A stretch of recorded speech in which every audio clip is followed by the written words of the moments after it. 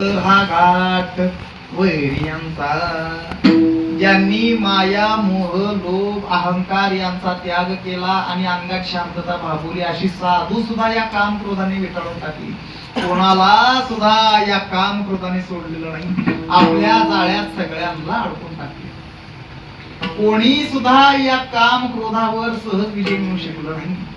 महाराज म्हणतात, अरे बाबा, या काम क्रोधावर कोणी विजय मिळवलाय, या काम क्रोधांना कोणी युद्धात पराभूत केलंय, हे बघण्याऐवजी त्या काम क्रोधांनीच पुन्हा कुणावर विजय मिळवलाय, यांनीच युद्धात पुन्हा कुणाला पराभूत केलं, हेच तुम्ही अगोदर बघा. आणि हेच दाखवण्यासाठी म्हणून नाथ महाराजांनी आमच्या पुढे एक भली मोठी यादी ठेवली. महाराज म्हणतात, आरसा आधूचं काय तुम्ही घेऊन बसलाय? जे कोणी त्या स्वर्गामध्ये राहणारे 33 कोटी देव आहेत की नाही, त्या देवांना सुद्धा या कामाने सोडलं नाही, आपल्या जाळ्यात अडकून टाकलेलं आहे. मज कामाचे निधाई ब्रह्मा कन्येशी जाई, पराशरे केले काय भोगिले पाहे दिवा दुर्गंधा, ज्याते योगी वंदिती मुकुटी, तो ताप झाला माझी दुर्जटी, तो शिव लागे मोहिनी पाटी, पिठोणी लंगोटी वीरवली, कलंकिया केला चंद्र, बकांकित केला इंद्र, कपाटी घातला षडमुख वीर, तो लाडका कुमार महेशाचा. कोणाला सुद्धा या कामाने सोडलं. ब्रह्मदेव जरी असलो तर त्या ब्रह्मदेवाला सुद्धा सोडलं नाही. देवाचे देव शंकर महादेव जरी असले तरी धडक मारिली शंकरा, केला ब्रह्म याचा मानेरा, इंद्र चंद्रासी दरारा लागेला घेणे. आता देवाधिकांना सुद्धा यांचा दरारा आहे म्हटलं तर थोडं सामर्थ्य झालं होय. कोणाला सुद्धा यांनी सोडलं नाही, आपल्या जाळ्यात सगळ्यांना अडकून. आता शेवटी कसं आहे, किती झालं काय झालं तर ते स्वर्गामध्ये 33 कोटी देव, कोण त्यांना विचारायला चाललंय तुम्ही असं केलं होतं, कोण विचारणार. पण जे कोणी भक्त म्हणून घेणारे आहेत, महर्षी ही पदवी ज्यांनी प्राप्त करून घेतली आहे, अशा नारदांसारख्यांना सुद्धा या कामाने सोडलेलं नाही. नारद मुनी एकदा भगवान श्रीकृष्ण परमात्म्याच्या भेटी करिता म्हणून वैकुंठावरून द्वारकेला यायला निघाले. वाटेमध्ये येताना काय यांच्या मनात विचार यावेत देव जाण, आणि नारदांना काम नावाच्या शत्रूनं पछाडून टाकलं. कामांध बुद्धीनं नारद मुनी भगवान श्रीकृष्ण परमात्म्याच्या जवळ आले, पण साधा भगवंताला नमस्कार सुद्धा घातला नाही, अहंकाराने तसेच होता. शेवटी नारदांनी विचारलं, म्हणजे काय म्हणले, शेवटी भगवंतालाच विचारलं, काय म्हणले नारदा, आज कोणीकडे इकडे येणं केलं? आता अगोदरच कामाने पछाडलेलं, हाड दिशेने देवाला उत्तर देऊन टाकलं. म्हणजे देवा, अरे म्हणले तुला काही कळते का नाही? का तू एकट्याने सगळं ऐश्वर वैभव संपत्ती भोगत बसायचं ना, आम्ही म्हणजे दुःख भोगत बसायचं, हा कुठला नियम काढला म्हणले तू? आता नारदांचं असं बोलणं एकदम देवाच्या काही लक्षात येईल. म्हणून भगवंत म्हटले, अरे म्हणले नारदा, म्हणले तुझ्या या म्हणले बोलण्याला म्हणले तर बोलणं शेडा, अरे तुला नेमकं म्हणायचंय काय, मला समजलं असं जर नीट सांग. एवढं म्हणायचं अवकाश की लगेच हा म्हटले, म्हणले मला सुद्धा आता लग्न करावं असं वाटायला लागलं, मला सुद्धा आता लग्न करण्याची इच्छा झाली. बोलून बोलून सांगून सांगून काय सांगितलं तर मला सुद्धा आता लग्न करावं असं वाटायला. आता नारदांसारख्याने असं म्हटल्यावर मग मात्र देवाने काय हायगाई केली नाही, त्याच पद्धतीत त्याच मापा त्याला उत्तर देऊन टाकलं. सांगितलं, अरे कर नाही तर बसती म्हणजे तिकडं, मला काय लागलं असल्या गोष्टी तू सांगायला, तुला काय मी तो वधूवर सूचक वाटलो लग्न जमायला बसलेला, कर नाहीतर बस म्हणजे तिकडं. आता देवाने असं उत्तर दिल्यानंतर नारदांनी जरा विचार करायला सुरुवात केली. म्हणजे कसं आहे, आपलं ऐकून घेणार एवढ्या सगळ्या ब्रह्मांडामध्ये एवढे एकच आहे, म्हणून आवाज सोडून काही कामाचं नाही. मग घेतला आवाज जरा खाली घेतला आणि सांगितलं, अरे म्हणले तसं नाही, मुलगी नको का, तू तर सांग माझ्याकडे बघून कुठला बाप मला मुलगी देणार आहे? चांगली धड दाखवत आहे, चांगली 4 पैसे कमवणारी आहेत, त्यांच्या 50 ओलांडून गेल्या तरी त्यांच्या अजून योग यायला लागलेले आहेत, अजून त्यात कमी जास्तीला पुढे अधिक लागलाय, माझं काय मला पोरगी दे. मग भगवंत म्हणले, अरे मग मी करू तरी काय करू? असं म्हणल्यावर म्हणले देवा तुम्हाला एक विचार होता. म्हणले काय? हा म्हणले तुम्हाला बायका किती? देवाला वाटलं कुठल्या बायकोच्या पाहुण्या रावळ्या करून कोण असल म्हणूनच हे असलं विचारायला लागलं का काय म्हणून सांगून टाकला. अरे म्हणजे तुला काय माहित नाही का 16,000 108 तर मला फक्त माहित आहे एवढं म्हणायचं अवकाश लगे बोलले.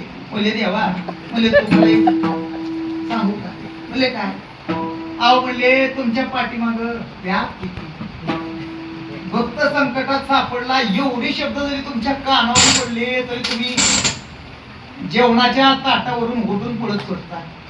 त्या गरुडाचा वेग सुद्धा तुम्हाला अपुरा वाटायला लागतो. किती हा असला तुमच्या पाठीमाग व्याप.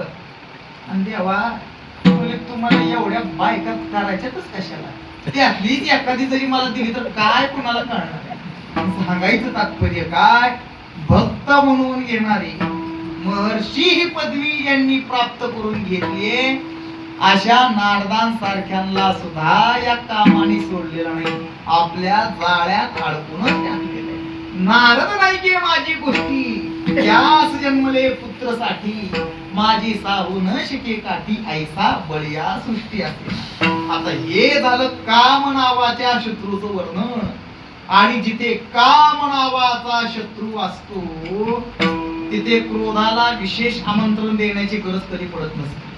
त्या क्रोधाकडं इन्व्हिटेशन कार्ड घेऊन त्याला सांगावा कधी द्यावा लागत नसतो की समोरच्या माणसाने मला 2 थोबाडीत मारल्यात आता त्याची परत बेड आणि त्याला व्याजा सकट मला सगळं फेडायचं आहे.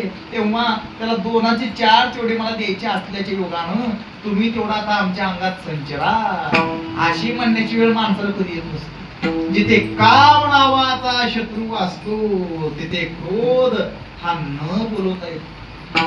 आणि महाराज म्हणतात अरे बाबा या क्रोधासारखा भयंकर वैरी या जगात दुसरा कुणी नाही. बाप क्रोधाची निज ठाती त्या दोघांशी केली उपहती मग नाडिले ज्ञान विरक्ती क्रोध परमार्थी घातकी. महाराज म्हणतात की जे कोणी माणसं त्या कामाच्या जाळ्यात पडलेले असतात कामांध झालेले असतात ते काहीतरी भोग तरी भोगून घेतात. पण जो क्रोधाच्या जाळ्यात पडतोय तो काही भोगत नाही फुकट वाया जातो. कामासी जे वशी होती ते काहीतरी भोग भोगिती जे आतुडले क्रोधा हाती ते वथा नागविती भोग मोक्षा. क्रोधा ऐसा वैरी बैसला असता जिवारी तो तयाची मानी थोरी तोची चराचरी अतिमूर्ख. आणि अशा प्रकारचा राग जर माणसाला आला तर क्षणात सगळं होतं होतं करून टाकत असतं. क्षणात सगळं बसतं पाठीमागून काही सुद्धा राहत नाही. राग आला रे आला म्हटलं की क्षणात सगळं वाटतं. आता या ठिकाणी एवढे सगळे जण ऐकायला सगळे कीर्तन ऐकायला बसलेले आहेत. मग आता या ठिकाणी असं तरी कोणी आहे का की ज्याला आजपर्यंत राग कधी आला नाही. राग आला रे आला म्हटलं की क्षणात सगळं होत्याचं. पोटचं पोरग असलं म्हणून काय झालं माझ्या विरोधात निवडणूक लढतोय म्हणून राग आल्यानंतर पोटच्या पोराला सुद्धा बाप मारायला आहे काय करत. बायको असलीच म्हणून काय झालं मला शहाणपणा शिकवतेस होय म्हणून रागाच्या भरात तिचं नरड दाबाले हे काय करणार. म्हणजे अशा प्रकारचा राग जर माणसाला आला तर क्षणात सगळं होतं. क्षणात सगळं कोणी सुद्धा या क्रोधावरती सहजासहजी विजय मिळतो. तरी सुद्धा काही ऋषी मुनी होऊन गेले जगाला लागले सांगायला अरे म्हणले आम्ही काम क्रोध जिंकले आम्हाला काम उत्पन्न होत नाही राग आम्हाला कधी येत नाही. जगाला सांगायला कसं असतं. एक होत म्हातारं होतं गेलं आपलं काशीला 4-6 वर्ष राहिलं आणि गावाकडे आल्यानंतर लागलं जगाला सांगायला काय काशीला होतो. मग काय केलं काशीला जाऊन सांगितलं काय काशीला जाऊन काम सोडला क्रोध सोडला. झालं 5 मिनिटं झाल्यानंतर अजून तोच प्रश्न त्याला विचारला काय केलं एवढ्या दिवस होता कुठं. मित्रांनी जवळचे विचारलं कुठं होता. सांगितलं काय नाही काशीला होतो 5 वर्ष राहिलो क्रोध सोडून आलो. तास गेला परत अजून विचारलं काशीला काय सोडलं. मला तुला काय सांगितलेलं काय कळतं का नाही का घाल तुझ्या डोक्यात दोन म्हणलं क्रोध सोडून आला म्हणतोय आणि लगेच इथं क्रोध उत्पन्न सहजासहजी कोणी सुद्धा या रागावर सहज विजय मिळू शकत नाही. तरी सुद्धा हे झालं आपलं व्यवहारातलं. तरी सुद्धा काही ऋषी कोणी होऊन गेले तपश्चर्या करून जगाला सांगितलं स्पष्टपणे, अरे आम्ही काम क्रोध सोडले, काम क्रोधावर आम्ही विजय मिळवला, आम्हाला काम उत्पन्न होत नाही, राग आम्हाला कधी येत नाही, जगाला सांगायला लागले. आणि त्या ऋषी मुनीचं बोलणं ऐकलं नेमकं त्या क्रोध नावाच्या शत्रू, आणि ते लागलं विचार करायला, अरे म्हणजे तुझा माझा संबंध आलायस कुठं अजून, तू माझ्या पुढे आला नाही, मी अजून तुझ्या समोर आलो नाही, तुझ्यात आणि माझ्यात अजून युद्धच झालं नाही, तोपर्यंत तू स्वतःचा मोठेपणा जगाला सांगायला लागलाय मी क्रोधाला जिंकलो म्हणून, अर्थात मध्ये तुला आत्ता बघतो असं म्हणून त्या क्रोधाने त्या ऋषी मुनींना सुद्धा सोडलं. मागे तपस्वी वाखाणले म्हणती काम क्रोधा जिंकिले, त्यांचीही आम्ही पूर्ण छळिले, ऐकते भले तुझं सांगेन. कोप आला दुर्वासासी, शाप दिदला अंबरुषासी, देव आणिला गर्भवासासी, हे क्रोधाची ख्याती पुराण प्रसिद्ध. कोप आला नारदासी, वृक्ष केले नलकुबेरासी, गौतमी अहिल्यासी, कोपे वनवासी शिळा केली. कोणाला सदा या काम क्रोधाने सोडलेलं नाही, सगळ्यांना आपल्या जाळ्यामध्ये अडकून टाकलं. म्हणून या काम क्रोधांनी केलेली अन्याय सगळ्यांना सहन करण्याची वेळ आहे. आता एक व्यवहार आपल्या नजरेपुढे जरा काय दिसतो जरा बघा. या जगामध्ये अन्याय करणं हे जेवढं दोषास्पद मानलं जातं त्याच्यापेक्षा लाख पटीनं अन्याय सहन करणं हे दोषास्पद मानलं जातं. अन्याय करणाऱ्याला, अन्याय सहन करणारे त्याला अन्याय करण्यामध्ये प्रवृत्त करत असतात. अन्याय करणाऱ्याला जर वेळी जर का खेचलं कोणी, ज्याच्यावर अन्याय होतोय त्यानं, तर तो तोंड कुणावर काढणार नाही. या भारत देशाचं वाटोळ जेवढं दुष्टांनी केलं त्याच्यापेक्षा लाख पटीनं सज्जनांनी केलं. यांनी सहन केलं म्हणून तर त्यांचं शौर्य, धैर्य, सामर्थ्य वाढत गेलं. मग ते अनेकांवर अन्याय करायला लागले, आणि एकदा त्यांचं सामर्थ्य वाढलं आणि परत कोण त्यांना विरोध करायला चाललं की त्याच्या ताकदीपुढे याची ताकद अपुरी पडायला लागली. म्हणून त्यांनी केलेले अन्याय गुमान प्रत्येकाला सहन करावे लागले. पण विष्णुदास मात्र नाही सहन करून घेत कोणाचं. या काम क्रोधांनी, षडविकारांनी केलेले अन्याय विष्णुदास सहन करून घेत नाही, तर उलट त्यांच्या हात गुणच पाठीमागे लागतात. आता अभंगामध्ये तुकोबारायांनी ते असं एक दर्शक सर्वनाम वापरलेलं. काय आपला कीर्तनाचा अभंग सुंदर, ते म्हणजे ज्यांनी या काम क्रोधावर विजय मिळवला ते विष्णुदास सुंदर. मग ते विष्णुदास म्हणजे कोण? खेळ